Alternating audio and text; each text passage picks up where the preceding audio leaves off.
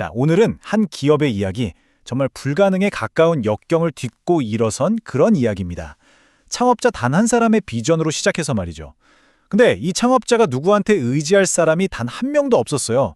모든 답을 스스로 찾아야만 했는데 과연 어떻게 거대한 제국을 건설할 수 있었을까요? 그 시작 전부터 한번 같이 따라가 보시죠. 바로 이 문장, 기술 장벽은 공포일 뿐이다. 이게 오늘 우리가 살펴볼 이야기의 핵심입니다. 왕천푸 회장이 어떻게 이런 철학으로 두려움과 기술적 난관에 정면으로 맞서 싸웠는지, 그리고 결국 세계적인 거인을 만들어냈는지 그 과정을 한번 깊숙이 들여다보겠습니다. 도대체 왕천푸라는 인물은 어떻게 만들어졌을까요? 그 답을 찾으려면요, 모든 것이 시작된 그의 어린 시절로 거슬러 올라가 봐야 합니다.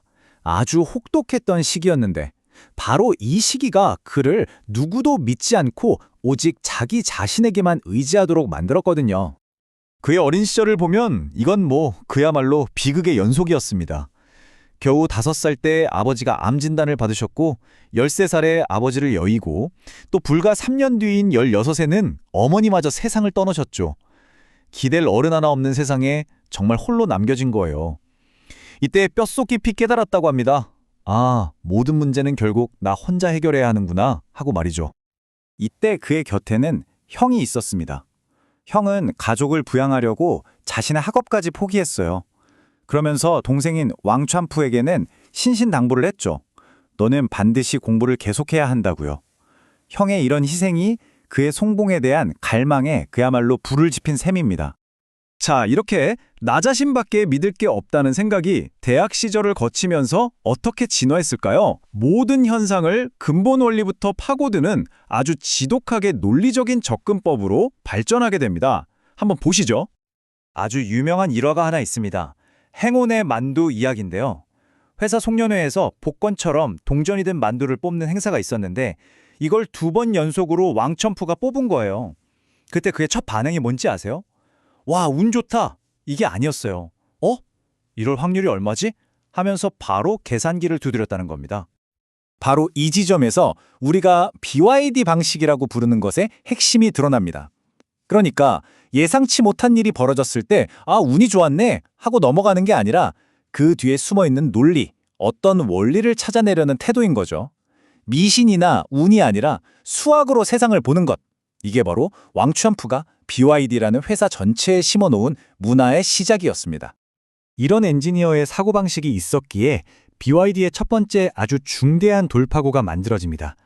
이건 돈 한 푼 없이 일본의 거대 기업들과 경쟁하기 위해서 짜낸 그야말로 처절한 전략이었죠. 왕천푸의 혁신은 아주 간단했어요. 바로 분해하는 거였습니다. 당시 일본 기업들은 비싼 돈 들여서 완전 자동화 라인을 깔았거든요. 그는 이 라인을 사람이 할 수 있는 개별 단계로 전부 다 쪼갠 겁니다. 그리고 숙련된 작업자들에게 지그라는 간단한 고정장치를 쥐어줬어요. 이걸로 정밀도를 높이니까 글쎄, 값비싼 로봇이 하던 일을 사람이 똑같이 해내더라는 거죠. 자, 그래서 이 사람 더하기 지그 모델 결과가 어땠을까요? 이건 그야말로 충격적이었어요. 경쟁사들이 수천만 위안을 쏟아 부어서 라인을 깔 때 BYD는요, 딱 100만 위안으로 끝냈습니다. 비용이 무려 15분의 1. 이게 상상이 되세요? 바로 이 숫자가 게임의 판도를 완전히 뒤집어 버린 겁니다. 이렇게 엄청난 비용 우위를 확보한 BYD는 이제 세계에서 가장 큰 고객들에게 눈을 돌리기 시작합니다.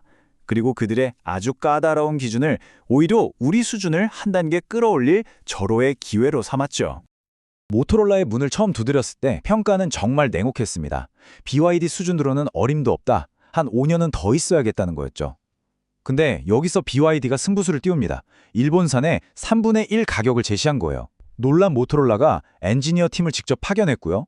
그 뒤 6개월 동안 BYD는 모토로라의 혹독한 요구에 맞춰서 공장 전체를 뜯어 고쳤고 이 과정에서 식스 시그마 같은 세계 최고 수준의 품질 시스템을 통째로 흡수해버립니다. 그 결과는요, 보시는 것처럼 정말 놀라웠습니다. 모토로라, 노키아 같은 거인들을 고객사로 확보하고 나니까 매출이 그야말로 폭발적으로 성장했죠. 자신들의 사람 플러스 지그 방식이 세계 무대에서도 완벽하게 통한다는 걸 증명해낸 순간이었습니다. 하지만 이런 눈부신 성공은 원치 않는 관심을 끌기 마련이죠. 결국 그들은 생존을 위한 궁극적인 시험대에 오르게 됩니다. 바로 자신들이 시장을 빼앗고 있던 그 거대 기업들로부터의 법적 총공세가 시작된 겁니다. BYD가 막 상장해서 자금을 확보한 직후였어요. 그때를 기다렸다는 듯이 사뇨가 미국에서, 소니가 일본에서 양쪽에서 동시에 특허 소송을 걸어왔습니다. 이건 위험한 신규 경쟁자를 아예 싹부터 잘라버리려는 명백한 시도죠. 이 소송 폭탄에 대한 왕찬푸의 반응은 아주 단호했습니다. 우리가 이뤄낸 건 우리 힘으로 지켜야 한다. 이 한마디에 모든 게 담겨 있었죠. 자신들의 혁신으로 얻어낸 것을 지키기 위해 끝까지 싸우겠다는 그의 핵심 신념을 그대로 보여주는 말이었습니다. 그렇게 몇 년간의 지루한 법정 싸움이 계속됐죠. 결과요? BYD는 그냥 버틴 게 아니에요. 이겼습니다. 그냥 이긴 것도 아니고 소니의 핵심 특허 자체를 아예 무효로 만들어버렸어요. 이건 당시 일본의 그 어떤 경쟁사도 해내지 못했던 일이거든요. 정말 통쾌한 승리였죠. 자, 정리해볼까요? 고난 속에서 태어난 자기 의존, 모든 것을 근본부터 파고드는 엔지니어의 논리, 그리고 거인과도 맞서 싸우는 투쟁 정신. 이 세 가지가 바로 오늘날의 BYD를 움직이는 DNA라고 할 수 있습니다. 이런 원칙으로 세워진 기업이 과연 앞으로의 미래를 어떻게 만들어 나갈까요? 우리에게 많은 생각을 던져주는 아주 흥미로운 질문이 아닐 수 없습니다.